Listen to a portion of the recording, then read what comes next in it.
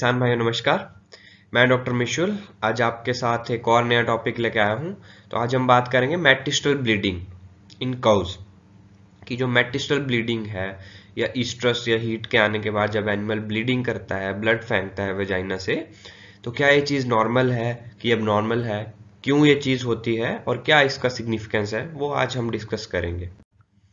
तो सबसे पहले जैसे कि मेटिस्टस की बात करें तो ईस्टर साइकिल का थोड़ा सा अगर हम बैकग्राउंड देखें, उसके 4 फेजेस होते हैं: प्रोइस्ट्रस, ईस्ट्रस, मेटिस्ट्रस एंड डाइस्ट्रस। तो ईस्ट्रस के फेज के बाद वाला फेज होता है मेटिस्ट्रस। जब भी एनिमल हीट में आता है 24 टू 48 आवर्स का उसका फेज होता है हीट में आने का। हीट में जस्ट आने के बाद उसका नेक्स्ट फेज स्टार्ट होता है मेटिस्ट्रस। तो जब एनिमल बिहेवियरल ईस्ट्रस शो करता है, बिहेवियरल साइन शो करता है, वो माउंटिंग करता है, बेलोइंग करता है, ये सारे जो साइंस हैं, ये सारे साइंस ईस्ट्रस में आते हैं। ईस्ट्रस जैसे ही खत्म होगी मेटिस्ट्रस वाला फेज आता है, जो कि मेटिस्ट्रल का स्टार्ट होते ही एनिमल में जो फॉलिकल है, डेवलपिंग फॉलिकल, वो ओव्यूलेट कर जाता है। तो फॉलिकल ओव्यूलेट करता है मेटिस्ट्रस से जैसे ही उसकी स्टार्ट होगा फेज। और उस केस में क्या होगा कि फॉलिकल जब ओव्यूलेट कर गया तो जो उसका जो स्ट्रक्चर है, जो सेल्स हैं जो कि ईस्ट्रोजन बना रहे थे, वो अब जो फॉलिकल वाला सेल्स हैं वो ल्यूटेल सेल्स की तरफ को बनना शिफ्ट हो जाते हैं और वो कॉर्पस ल्यूटेम वाले स्ट्रक्चर का एक जो स्ट्रक्चर है उसकी शेप ले लेते हैं। मतलब फॉलिकल जो था जिससे अंडा निकल गया, ओव्यूलेशन हो गई, अब वो कॉर्पस ल्यूटेम में कन्वर्ट हो जाता है। तो ये सारा फेज, सारे स्टेजेस जो है मेटिस्टस में देखने को मिलती हैं। और इसी वजह से जब वो फॉलिकल में जो ग्रैनुलोसा सेल्स थे जो इस्ट्रोजन बना रहे थे, जब वो ल्यूटियल सेल्स में कन्वर्ट हो जाते हैं तो इस्ट्रोजन का लेवल जो है उसमें डाउन होता है। और इस ही फेज में हमें जो है ओव्यूलेशन के बाद एनिमल में ब्लीडिंग देखने को मिलती है कि यूट्राइन जो वास्कुलेचर है, ब्लड वेसल्स है, वहां से ब्लीडिंग जो है वेजाइना के थ्रू हमें देखने को मिलती है।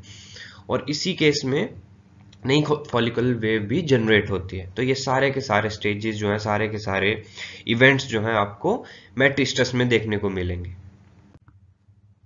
अब मेटिस्टल ब्लीडिंग एक्चुअली में हुई क्यों, क्या ये नॉर्मल है, क्या ये अब नॉर्मल है? तो इसके लिए अभी हमें ये बात करनी पड़ेगी कि ये होती क्यों है बेसिकली। तो इसके पीछे 2 थ्योरीज हैं। कुछ साइंटिफिक रिसर्चेस बोलती हैं कि इस्ट्रोजन जैसे ही फॉलिकल सेल्स ल्यूटियल सेल्स में कन्वर्ट हुए तो इस्ट्रोजन का लेवल डाउन हो गया, क्योंकि ग्रैनुलोसा सेल्स जो फॉलिकल सेल्स थे वो इस्ट्रोजन बना रहे थे। जब वो ल्यूटियल सेल्स प्रोजेस्टेरोन बनाने लग गए तो इस्ट्रोजन का लेवल एकदम से डाउन हुआ ओव्यूलेशन के बाद। और जब इस्ट्रोजन क्या करता है, ब्लड वेसल्स की परमेबिलिटी को बढ़ा देता है। ब्लड वेसल्स को ब्लड वेसल्स में ब्लड का फ्लो इंक्रीज करेगा और ब्लड वेसल्स को पूरा बिल्कुल वो परमिएबल कर देता है ताकि उसमें ज्यादा से ज्यादा फ्लो जो है हो जाए।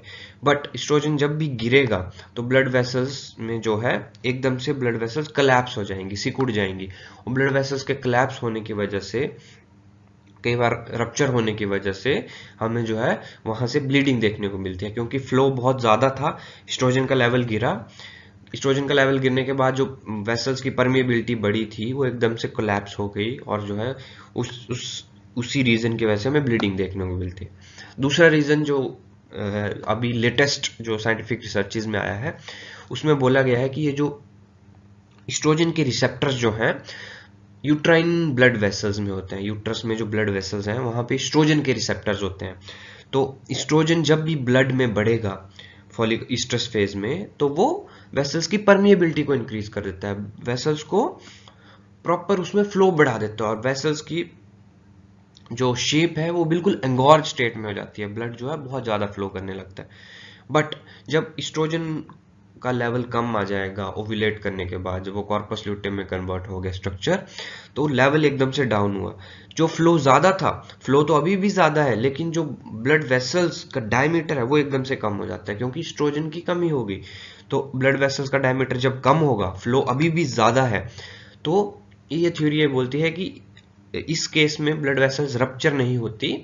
ब्लड वेसल्स में फ्लो ज्यादा होने की वजह से एक तो वो सिकुड़ रही हैं, बट स्टिल ब्लड फ्लो ज्यादा है, उसकी वजह से डायपेडेसिस देखने को मिलती है कि रेड ब्लड सेल्स जो हैं, ब्लड जो है ऊज आउट हो जाता है ब्लड वेसल्स से, ब्लड वेसल्स के पोर से। तो उस केस में हमें ये ब्लीडिंग जो है वेजाइना से निकलती हुई देखने को मिलती है।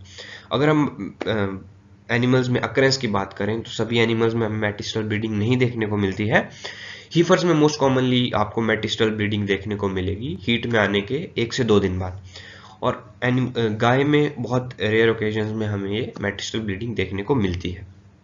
दूसरी बात कि मेटिस्टल ब्रीडिंग क्या नॉर्मल है या एबनॉर्मल है, तो बिल्कुल 100% मेटिस्टल ब्रीडिंग जिस भी एनिमल में होगी ये बिल्कुल नॉर्मल चीज़ है। और ये क्या बताता है, ये बताता है, ये इंडिकेटिव होता है साइक्लिसिटी का, कि एनिमल जो है रेगुलर साइक्लिक एनिमल है, वो रेगुलर साइकिल में है, वो अपनी जो 18 से 21 दिन के बाद जो हीट साइकिल रिपीट करता है वो एनिमल जो है पूरी साइकिल में है, प्रॉपर साइकिल में है। और दूसरी चीज ये पता लगती है कि जब भी जिस एनिमल मेटिस्टल ब्रीडिंग हुई, मतलब उसके 2 दिन पहले उसमें ईस्ट्रस आई थी, हीट में था वो एनिमल, प्रॉपर हीट में था, जो ट्रू ईस्ट्रस होती है, सही वाली जो हीट होती है उसमें एनिमल था। तो मतलब अगर आपने उस फेज को टैकल करा है, उसमें अगर एआई की है, तो आपके चांसेस जो हैं कंसीव करने के, कंसेप्शन के, वो बढ़ जाते हैं। बट हाँ, दूसरी एक और चीज है कि इससे ये कंफर्म नहीं होता कि एनिमल साइक्लिक है, ये तो कंफर्म हो गया, बट ये कंफर्म नहीं होता कि आपका जो एनिमल है उसमें ओव्यूलेशन हुई है कि नहीं। ये हम मेटिस्टल ब्रीडिंग से कंफर्म नहीं कर सकते, क्योंकि कई बार आपने देखा है कि एनिमल में ओव्यूलेशन के बगैर, अंडा निकलने के बगैर भी कई बार ल्यूटिनाइजेशन हो जाती है। वो जो फॉलिकल सेल्स हैं, ग्रैनुलोसा सेल्स हैं, वो ल्यूटियल सेल्स में कन्वर्ट होना स्टार्ट हो जाते हैं ओव्यूलेशन के पहले। तो उस केस में भी मेटिस्टल ब्रीडिंग देखने को मिलेगी। कई बार एबनॉर्मल कंडीशन में फॉलिकल ओव्यूलेट नहीं करता है, ओव्यूलेशन नहीं होती है, लेकिन मेटिस्टल ब्रीडिंग फिर भी देखने को मिलती है।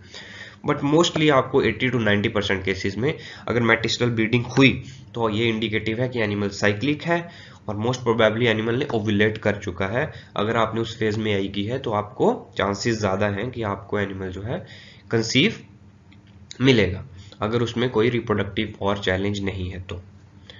धन्यवाद।